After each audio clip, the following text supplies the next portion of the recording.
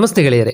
ನಡುರಾತ್ರಿಲಿ ಗೆಜ್ಜೆ ಶಬ್ದ ಬಂದ್ರೆ ಮೋಹಿನಿ ಬಂದಳು ಅಂತ ಕೆಲವರು ಹೇಳ್ತಾರೆ. ನಾನು ರಾತ್ರಿ ಕಾರ್ ಡ್ರೈವ್ ಮಾಡ್ತಾ ಇದ್ದೆ, ರಸ್ತೆಯಲ್ಲಿ ಬಿಳಿ ಸೀರೆ ಉಟ್ಕೊಂಡು ಉದ್ದ ಕೂದಲು ಬಿಟ್ಕೊಂಡು ಮೋಹಿನಿ ನಿಂತಿದ್ದಳು ಅಂತ ಓಳು ಬೀಳೋರು ಕೂಡ ಇದ್ದಾರೆ. ಒಟ್ಟಾರೆಯಾಗಿ ಈಗಿನ ಕಾಲದಲ್ಲಿ ಮೋಹಿನಿ ಅಂದ್ರೆ ದೆವ್ವ ಭೂತ ಅನ್ನೋ ತಪ್ಪು ಕಲ್ಪನೆ ಬೆಳೆದುಬಿಟ್ಟಿದೆ. ವಾಸ್ತವದಲ್ಲಿ ಮೋಹಿನಿ ಅಂದ್ರೆ ಮಹಾವಿಷ್ಣು, ಮೋಹಿನಿ ಅಂದ್ರೆ ಶಬರಿಮಲೆಯ ಅಯ್ಯಪ್ಪ ಸ್ವಾಮಿಗೆ ಜನ್ಮ ನೀಡಿದ ತಾಯಿ ಅನ್ನೋದು ಅನೇಕರಿಗೆ ಗೊತ್ತೇ ಇಲ್ಲ. ಈ ವಿಡಿಯೋದಲ್ಲಿ ಅದನ್ನೇ ಹೇಳ್ತಾ ಇದ್ದೀವಿ.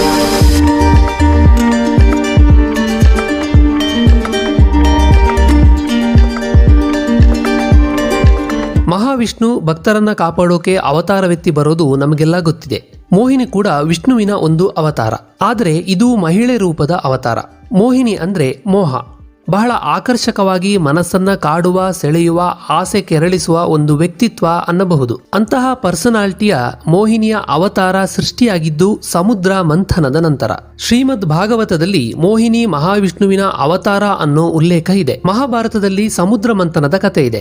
ದೇವತೆಗಳು ಹಾಗೂ ಅಸುರರು ಅಮೃತ ಪಡೆಯೋಕೆ ಸಮುದ್ರ ಮಂಥನ ಮಾಡ್ತಾರೆ. ಕೊನೆಯಲ್ಲೇನೋ ಅಮೃತ ಸಿಗುತ್ತೆ. ಇದನ್ನ ಅಸುರರು ತಾವು ಮಾತ್ರ ಕುಡಿಬೇಕು ಅಂತ ತಂತ್ರ ಮಾಡ್ತಾರೆ. ಅಮೃತವನ್ನ ಅಸುರರು ಕುಡಿದು ಬಿಟ್ರೆ ಚಿರಂಜೀವಿಗಳಾಗಿ ಬಿಡ್ತಾರೆ ಅನ್ನೋ ಭಯ ದೇವತೆಗಳನ್ನ ಕಾಡುತ್ತೆ. ಅದಕ್ಕೆ ಮಹಾವಿಷ್ಣು ಮೋಹಿನಿಯ ಅವತಾರ ಎತ್ತಿ ಬಂದು ಅಸುರರ ಮುಂದೆ ನೃತ್ಯ ಮಾಡಿ ಮೋಹಗೊಳಿಸ್ತಾನೆ.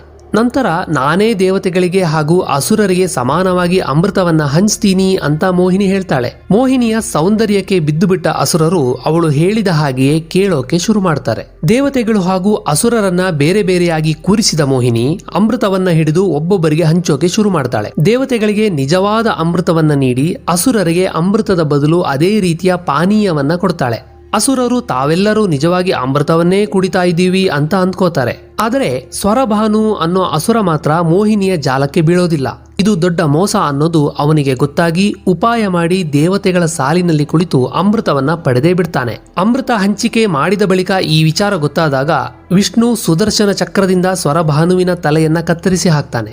ಆದರೆ ಅಮೃತ ಕುಡಿದಿರೋದ್ರಿಂದ ಸ್ವರಭಾನು ಸಾಯಲ್ಲ, ಬದಲಾಗಿ ತಲೆ ಮತ್ತು ಶರೀರ ಬೇರೆ ಬೇರೆ ಆಗುತ್ತೆ. ಇವರೇ ರಾಹು ಮತ್ತು ಕೇತು.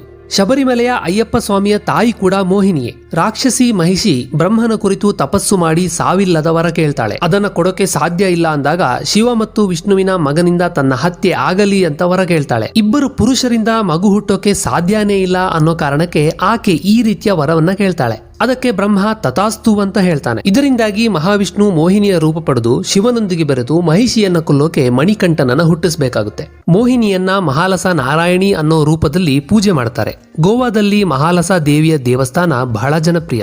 ಹೀಗೆ ಹಿಂದೂಗಳ ದೇವರಾದ ಮೋಹಿನಿ ದೆವ್ವ ಆಗಿದ್ದು ಹೇಗೆ ಅನ್ನೋದು ಆ ದೆವ್ವದಷ್ಟೇ ನಿಗೂಢ. ಭ್ರಮೆಯಿಂದ ದೆವ್ವವನ್ನ ನೋಡಿದ್ದೇವೆ ಅನ್ನೋವಾಗ ಅದಕ್ಕೆ ಮೋಹಿನಿಯ ಹೆಸರು ಚೆನ್ನಾಗಿ ಹೊಂದುತ್ತೆ ಅಂತ ಅದನ್ನೇ ಬಳಸಿ ಮೋಹಿನಿ ಅಂದ್ರೆ ಭೂತ ದೆವ್ವ ಅನ್ನೋದು ಜನಜನಿತವಾಗಿರಬಹುದು. ಇಂತಹ ತಪ್ಪು ತಿಳುವಳಿಕೆ ಬರೋಕೆ ಭಾರತೀಯ ಸಿನಿಮಾಗಳ ಕೊಡುಗೆಯೂ ಇದೆ.